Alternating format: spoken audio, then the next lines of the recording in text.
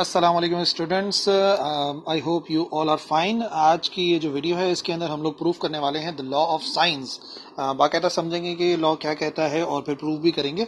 So starting the derivation, सबसे पहले हमें एक ट्राइंगल सपोज करना पड़ेगा। ठीक है ना, तो हम एक ट्राइंगल सपोज करते हैं। यहाँ पर आप वो ट्राइंगल देखो, लेट से वो ट्राइंगल हो जाएगा ट्राइंगल ए बी सी। ठीक है, ये हो गया पॉइंट ए। ठीक है, ये हो गया हमारे पास पॉइंट बी कर देते हैं इसको, और इस तरफ कर देते हैं पॉइंट सी।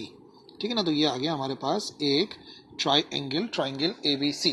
ठीक है, ये हो गया पॉइंट सी। और जिस तरीके से हम लोगों ने इसके वर्टिसेस सपोज किए हैं, उसी लिहाज से उनके सामने वाली साइड्स, जैसे कि सी के सामने वाली साइड स्मॉल सी हो जाएगी, यानी कि ए से बी तक का फासला स्मॉल सी के बराबर है। ए के सामने वाली साइड स्मॉल ए हो जाएगी, यानी कि बी से सी तक का फासला ए के बराबर है। और इसी तरीके से बी के सामने वाली साइड ये बराबर हो जाएगी स्मॉल बी के, यानी कि ए से सी तक का फासला बराबर होगा बी के। और इसी तरीके से जो वर्टेक्स है ए, यहाँ पर एंगल हम सपोज कर लेंगे बराबर अल्फा के। जो वर्टेक्स है बी, यहाँ पर एंगल सपोज करेंगे बीटा, और जो सी है यहाँ पे एंगल सपोज कर लेंगे गैमा। ठीक है ना, तो सबसे पहले तो हमने एक ट्राइंगल सपोज करा। उस ट्राइंगल की बात यह है कि ट्राइंगल के जो एंगल्स हैं वो है अल्फा बीटा गैमा, और उसकी साइड जो है वो ए बी सी हैं, जैसा कि फिगर के अंदर नजर आ रहा है। ठीक है ना, इसको आप लिखेंगे बाकायदा। अब ये कंसिडर करने के बाद सबसे पहले हम क्या सपोज कर लेते हैं, हम सपोज कर लेते हैं रेक्टेंगुलर कोऑर्डिनेट सिस्टम। और वो हम कहाँ सपोज करते हैं, लेट से पहले हम सपोज कर लेते हैं सी पे। लेट एक्सिस, या सही वर्ड रहेगा कि फिलहाल हम कंसिडर कर रहे हैं कि ओरिजिन जो है, origin lies at point C. ठीक है ना, सपोज अभी हम क्या कर रहे हैं, अभी हम सपोज कर रहे हैं कि जो ओरिजिन है वो लाई कर रहा है पॉइंट सी पर, यानी कि इस तरीके से कुछ मामला है। ओके, ये तो पॉजिटिव की तरफ जा रहा है। ये पॉजिटिव एक्स एक्सिस हो गया, पॉजिटिव वाई हो गया, नेगेटिव एक्स हो गया, और ये हो गया नेगेटिव वाई। ठीक है, अब ये हम लोगों ने सपोज कर लिया, यानी कि जो एंगल सी है ये, या जो वर्टेक्स सी है, ये लाई कर रहा है एट दी ओरिजिन। ये हम सपोज कर चुके हैं। अगर हम इसको सी पे सपोज कर रहे हैं, देन जो कोऑर्डिनेट्स होंगे of point A, the coordinates of point A, यानी कि ये जो पॉइंट ए है इसके क्या कोऑर्डिनेट्स बनेंगे, तो वो सबसे पहले जो ना हमें मालूम करना पड़ेगा। अब आप इधर एक बात देखो, यहां से यहां तक का एंगल गैमा बन रहा है, तो इसका मतलब क्या हुआ, इसका मतलब ये हुआ कि यहां से लेके यहां तक का एंगल कितना होगा। देखो, टोटल एंगल बन जाता 180, तो यहां तक का अगर गैमा है तो ये वाला एंगल हो जाएगा 180 माइनस गैमा के बराबर। ये वाला जो एंगल है ये 180 माइनस गैमा के बराबर होगा। ठीक है, तो लेट से अगर मैं इस पॉइंट के कोऑर्डिनेट्स मालूम करना चाहता हूँ, इसको थोड़ा सा नीचे लिख देते हैं क्योंकि यहाँ पे अभी हमें एक लाइन बनानी है। तो ये जो एंगल है ना, ये कितना है, ये है 180 माइनस गैमा के बराबर। तो यहाँ पर मैं सपोज कर लेता हूँ इस तरीके से एक एल्टीट्यूड बना के ना, एक एल्टीट्यूड बना लेते हैं। लेट से ये एक एल्टीट्यूड आ गया यहाँ से लेके यहाँ तक। तो मैं चाह रहा हूँ कि मुझे ए की वैल्यू मिल जाए कि ए के कोऑर्डिनेट्स क्या है। तो आपको सीधा सा नजर आ रहा है कि ये थीटा के सामने वाली साइड है। तो ये जो है यहाँ से लेके यहाँ तक का डिस्टेंस, ये किसके बराबर होगा, हम इस्तेमाल करते हैं साइन थीटा। लेट से इसको एच का नाम देता हूँ। ठीक है ना, कोऑर्डिनेट्स ऑफ पॉइंट ए हम मालूम करना चाह रहे हैं, और ये हो गया इसका एल्टीट्यूड, तो मैंने उसको एच का नाम दे दिया। अब अगर फॉर एग्जाम्पल मैं साइन की प्रॉपर्टी इस्तेमाल करता हूँ, हमें पता है साइन थीटा बराबर होता है परपेंडिकुलर अपॉन हाइपोटेन्यूज। ठीक है, यही होता है ना। और यहाँ पर जो एंगल है वो क्या है, 180 माइनस गैमा, तो साइन 180 माइनस गैमा लिखेंगे। ठीक है, इज इक्वल टू परपेंडिकुलर होता है एंगल के सामने वाली साइड, जिसको मैंने एच का नाम दिया है। ठीक है, इसको मैंने एच का नाम दिया है। और हाइपोटेन्यूज होती है 90 डिग्री के सामने वाली साइड, यानी कि ए से सी तक की साइड जिसकी लंबाई बी के बराबर है। तो इधर लिख देंगे एच ओवर बी। बात समझे ना, एंगल 180 माइनस गैमा है, और परपेंडिकुलर का मतलब एंगल के सामने वाली साइड, तो वो तो एच के बराबर है। और ये किसके बराबर हो गया, ये बी के बराबर हो गया। बी के बराबर क्यों हो गया, हाइपोटेन्यूज है 90 डिग्री के सामने ए से सी वाली साइड बन रही है, जिसकी लंबाई ऑलरेडी बी के बराबर सपोज कर चुके हैं। अच्छा, अब एक प्रॉपर्टी ऑलरेडी हम जानते हैं कि साइन 180 माइनस थीटा खुद बराबर होता है साइन थीटा के। तो इसका मतलब सीधा सीधा हम क्या कर सकते हैं, हम यहाँ पे लिख सकते हैं ये जो वैल्यू है पूरी, इसको हम लिख सकते हैं साइन गैमा बराबर आ जाएगा एच ओवर बी के। ठीक है, तो अब मैं चाह रहा था कि ये एच की हाइट पता लग जाए।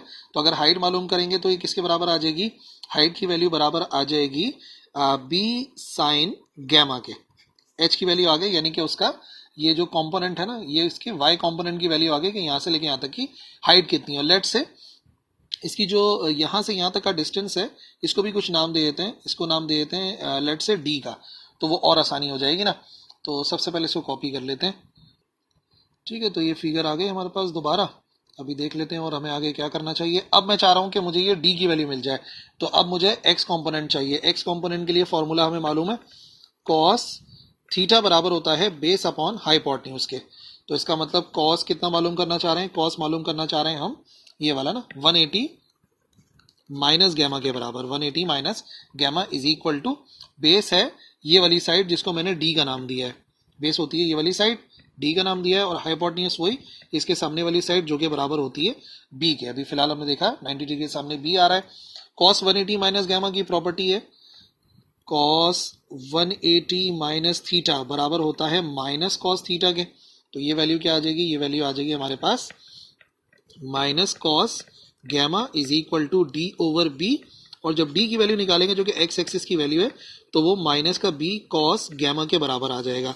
इसका मतलब पॉइंट ए के कोऑर्डिनेट्स हमें मिल गए हैं। पॉइंट ए के कोऑर्डिनेट्स एक्स एक्सिस की वैल्यू, क्योंकि नेगेटिव एक्स एक्सिस में आ रहा है तो वो माइनस माइनस प्लस कर देगा, ये बनेगा बी कॉस गैमा कॉमा, और जो वाई एक्सिस की वैल्यू आई है कि वाई एक्सिस में कितना ऊपर है, तो वो एच के बराबर ऊपर है जो कि बी साइन गैमा के बराबर होगा। तो इसका एक दूसरा कोऑर्डिनेट हो जाएगा बी साइन गैमा के बराबर। तो जो मेन बात जहां से हमने शुरू करी थी, हमें बेसिकली चाहिए था कोऑर्डिनेट्स ऑफ ए। तो coordinates of A, now coordinates of A are, A किस हाइट पर है, ए बी साइन गैमा की हाइट पर है, और कितना इस तरफ जो है वो नेगेटिव एक्स एक्सिस है तो माइनस माइनस प्लस हो गया था, तो ये बना B cos gamma comma B sine gamma. ठीक है, ए के कोऑर्डिनेट्स आ गए। अभी तो एक वैल्यू मुझे मिल गई कि ए जो है उसके कोऑर्डिनेट्स ये हैं।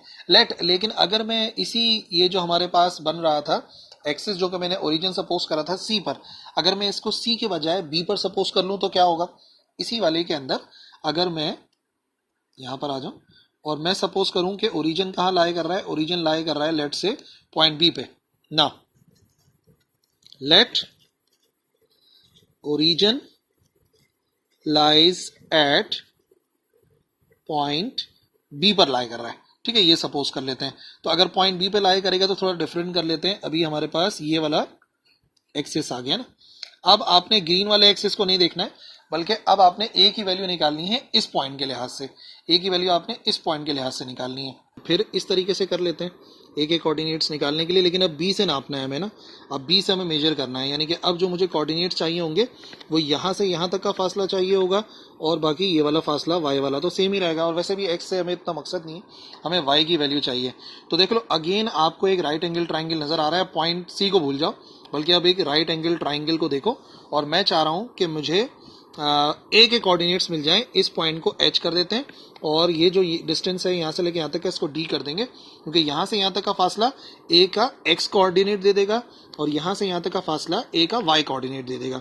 तो हमें बेसिकली उसी को यूज करना है। एक्स तो चेंज हुआ है, एक्सिस चेंज होने की वजह से ओरिजिन से ए का फासला तो बदला, लेकिन वाई वाली हाइट नहीं बदली है। बस यही हमारे पास लॉजिक है सोचने के लिए, उसी से हम लोग सॉल्व करेंगे। तो अब राइट एंगल ट्राइंगल के अंदर अगर मैं सॉल्व करता हूं तो अगेन वही sine theta cos theta use करना पड़ेगा। साइन थीटा बराबर होता है परपेंडिकुलर अपॉन हाइपोटेन्यूज, और अब जो एंगल है, एंगल के सामने वाली साइड, ये हम बीटा एंगल इस्तेमाल करेंगे, तो ये हो जाएगा sign beta. Sign beta perpendicular, beta के सामने वाली साइड को हमने एच का नाम दिया है। ये राइट एंगल ट्राइंगल को देखना, ठीक है, एच का नाम दिया है, डिवाइड बाय हाइपोटेन्यूज होती है 90 डिग्री के सामने वाली साइड, मतलब कि बी से लेके ए तक का फासला, और वो खुद बराबर है सी के।